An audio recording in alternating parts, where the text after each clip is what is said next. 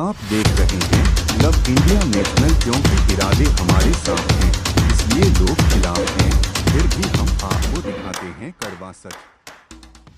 ग्राम प्रधान के चुनाव में नामांकन के दौरान दाखिल शपथ पत्र में अपराध छिपाना निर्वाचित प्रधान साजिद को भारी पड़ गया है। चुनाव जीतने के करीब 2.5 साल बाद अदालत ने मोहम्मदपुर इब्राहिमपुर गांव के प्रधानी के नतीजे को शून्य घोषित करते हुए दूसरे नंबर पर मोहम्मद उस्मान को प्रधान निर्वाचित कर दिया है। गौरतलब है कि हाजी उस्मान की आपत्ति को तत्कालीन एसडीएम बिलारी ने निरस्त कर दिया था। मामला बहुत गंभीर था।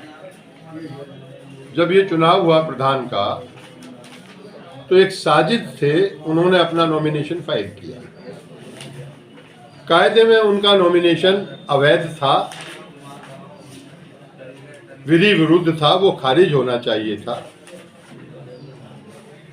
नॉमिनेशन के साथ एफिडेविट मांगा जाता है, उसमें आपराधिक इतिहास, लोन, आयु और वगैरह बहुत सारी चीज़ें होती हैं।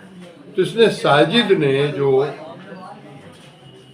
पर्चा अपना दाखिल किया, उसके साथ एफिडेविट लगाया और एफिडेविट में बहुत सारे तथ्य छुपा लिए, यानी एफिडेविट झूठा फाइल किया। इत्तेफाक की बात थी कि वो जीत गए मतगणना से। चूंकि उनका पर्चा ही पास नहीं होना था, वो चुनाव लड़ ही नहीं सकते थे, लिहाजा उनकी मतगणना बेकार थी। हमने उस्मान साहब की तरफ से इलेक्शन यहाँ फाइल पिटीशन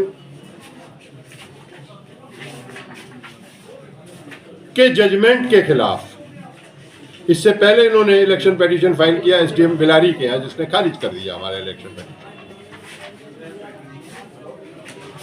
वो जजमेंट बैड था in the I of law, लिहाजा हमने उसके खिलाफ रिवीजन फाइल किया जिला जज महोदय के। वो एडीजे 3 में बहस हुआ और वहाँ 3 मुद्दे हमने उठाए।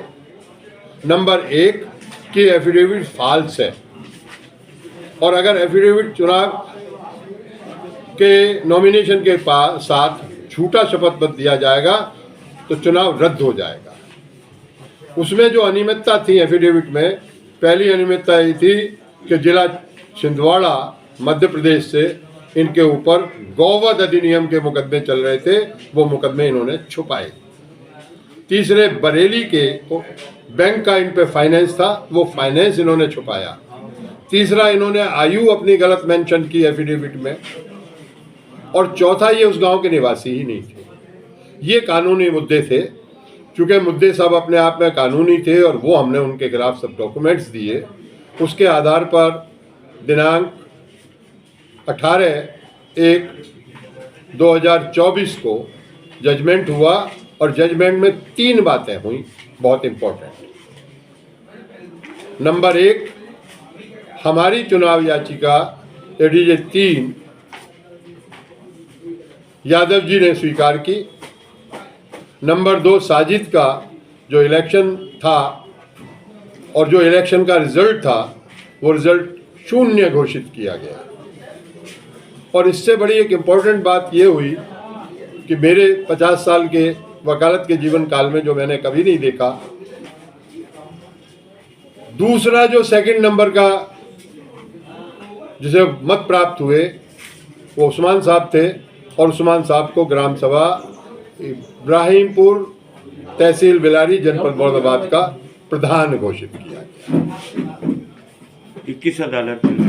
ये जजमेंट है एडीजे 3 मुरादाबाद। और ये चुनाव कब हुआ था? 21 में हुआ था, 2021 वर्ष 2021। हाँ जी।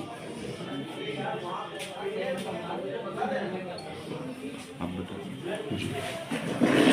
ये अदालत द्वारा जो आपके पक्ष में फैसला लिया गया है, क्या कहना चाहेंगे? देखिए, जहाँ तक अदालत का फैसला है, हर हालत में हमें अदालत का फैसला स्वीकार करना चाहिए। जहाँ तक पक्ष विपक्ष का मामला है, ये तो अलग तरह का मामला है, ये चलते रहते हैं। मेरा जो यहाँ रिवीजन मेरी तरफ से दाखिल किया गया था, उस रिवीजन पर सबसे बढ़िया बात ये हुई कि जो गलत तरीके से मेरी याचिका एसडीएम बिलारी ने खारिज की थी, सबसे पहले तो उनके उस निर्णय को अवैध घोषित किया गया, वो निर्णय खारिज किया गया और यहाँ पर मेरा रिवीजन स्वीकार किया गया। और उस रिवीजन में जो मुद्दे उठाए गए थे उस निर्वाचित प्रधान के विरुद्ध, जो बेसिकली उस मोहम्मद इब्राहिमपुर के रहने वाले नहीं है, बल्कि उसके पड़ोस में जो गांव है, मोहम्मद इब्राहिमपुर के पड़ोस में थामला गांव, उसी में निवास करते हैं, वहीं उनका मकान है, एकमात्र मकान है, उसी का जिक्र उन्होंने अपने एफिडेविट में भी किया। और उसी के आधार पर, और इसके अलावा जो उन्होंने अपना एफिडेविट दाखिल किया उसमें बहुत सारे तथ्य छुपाए। तो झूठा शपथ पत्र देने के आधार पर, वहाँ का निवासी न होने के आधार पर, ये कुछ ऐसी तकनीकी बिंदुओं थे, उनके आधार पर उनका निर्वाचन निरस्त किया गया और याची को प्रधान घोषित किया गया। ये नियमों के अनुसार है, इस तरह का उनको करने का हक है। मैं इस निर्णय से बहुत संतुष्ट हूँ। ठीक, मतदाता सूची जो इन्होंने अपनी दाखिल की थी जिसमें इनका नाम था, वो कहाँ की थी?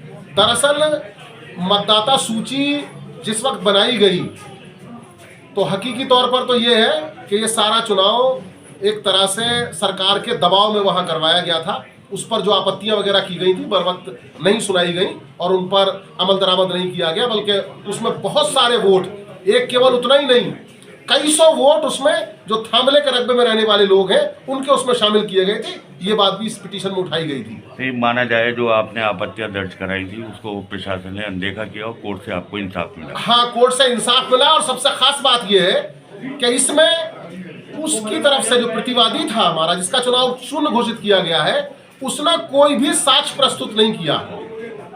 केवल अपने WS में सिर्फ इतना भर कह दिया कि फला फला बिंदु अस्वीकार है, लेकिन किस कारण से अस्वीकार है, हमारे जो साक्ष्य है उनके खिलाफ क्या उसके पास साक्ष्य है, ऐसा कोई साक्ष्य उन्होंने प्रस्तुत नहीं किया।